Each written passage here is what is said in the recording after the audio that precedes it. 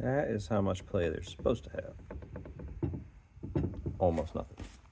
These are the ones that came out of my car.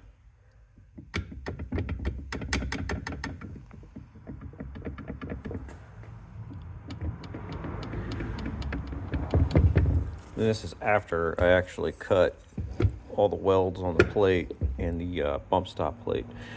Tightened it all together. Took some slop out of it, but I'm going to build a new set using Peter's Delrin bushings and pivots. I've got new sway bar tabs and this new stiffening plates to replace my other ones. So this is going to be a instruction video on how to go through your Mopar A-body control arm and put in all of the Bergmann Autocraft offerings to make it a lot better. So we got the Delrin bushings here with his new pivots, stiffening plates, and then the weld-on sway bar tabs.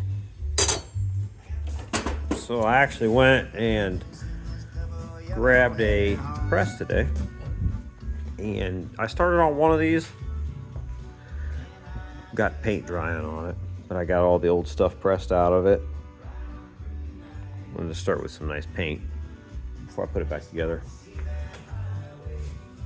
But yeah, follow along and I'll show you how to build one of these control arms. So to start, you're going to press out the metal pivot, the center of the control arm there. It has the threads on it. And you can see where that, I guess, M or W is. You want to press against that.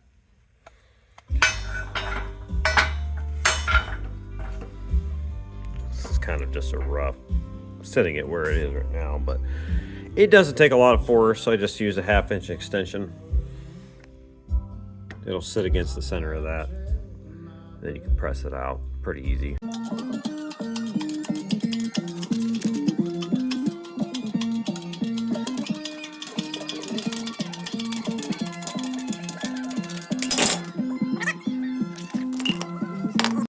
So the next thing you want to do, get the old rubber actual bushing out from inside the shell. I just found a flathead screwdriver. You just go around. It's pretty soft. It'll come out pretty easily. Just work your way around and break the seal from the outside.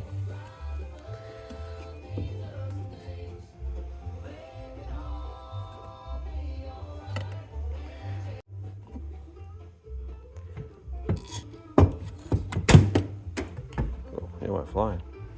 Yeah, just like that. So your next step is press out that shell from the old bushing. This needs to come out. So from what I've gathered, the best way to do this, and that's how I did it on the other one over there, was weld something inside of there, then you could push from the backside out. The other one, I had like an old nut I think I welded in there. All I could find was a bolt this time, but it should have worked the same. I'm just gonna weld it in there and we'll press her out just like that. Probably don't really need to weld it all the way around. Doesn't take a lot of pressure to push it out.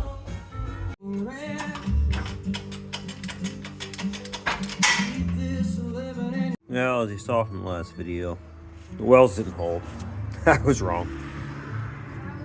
Blew a little more in there. We'll try it again.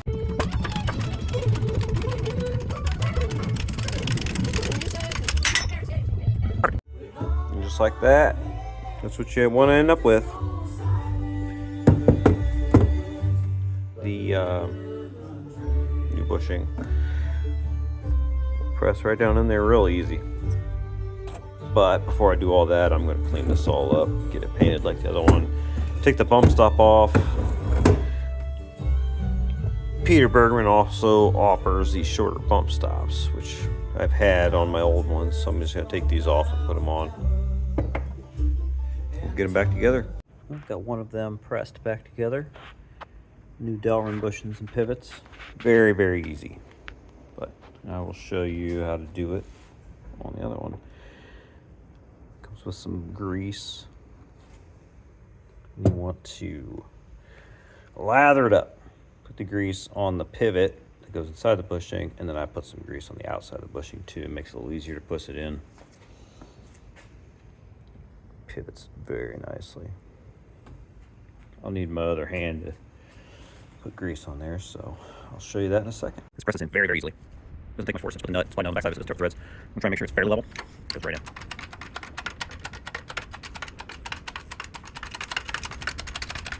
Keep going until it bottoms out. See the grease push out. Just like that, you're done. There's the finished product.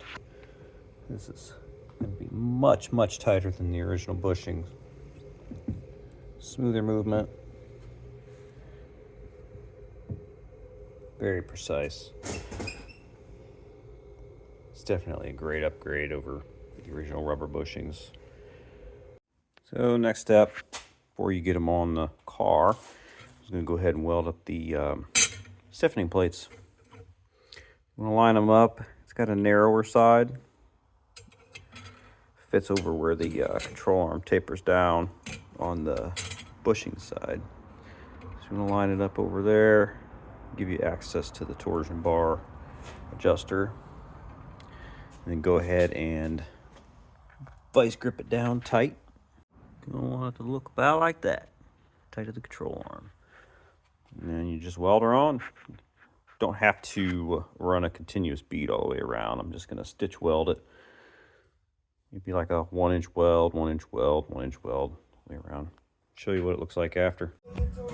I just realized that I forgot to take a video of the plates welded on. That's what you should end up with. Just stitch weld about 1 inch apart, right down the sides. I'm getting ready to do the last part of this control arm rebuild here, and that is to weld on the new sway bar tabs. So the best way that I could figure out how to do this, to make it easy, is get the car at ride height. Got the blocks under this side, jacking on the other side. I got the torsion bar bolts backed all the way out, so it makes it easy. No shocks in there. Gets it right about where you want to be. You put your sway bar in. I have the Hotchkiss sway bar, so some of them are going to be different where it mounts on, so you just gotta have to get it all together to figure out where it's going to end up. It's going to be close with the adjustable strut arm, but we got room. So you set it up how it's going to be on the car at ride height and weld it on there. So I'll put a couple tacks on there, sitting where it's at, and then weld it the whole way on. And one tip I wanted to throw in there, before you finish the side you already welded on, don't put the bushings and the bolt and everything in there. Go ahead and get it all mocked up over here and weld this side, because it is a lot trickier to weld all up in there when this is in the way. So if you leave the other side unbolted, you can just pull this down and get room to get up in there and weld. So yeah, got this side all burned in. Hard to see. My light's on the other side. But just about done.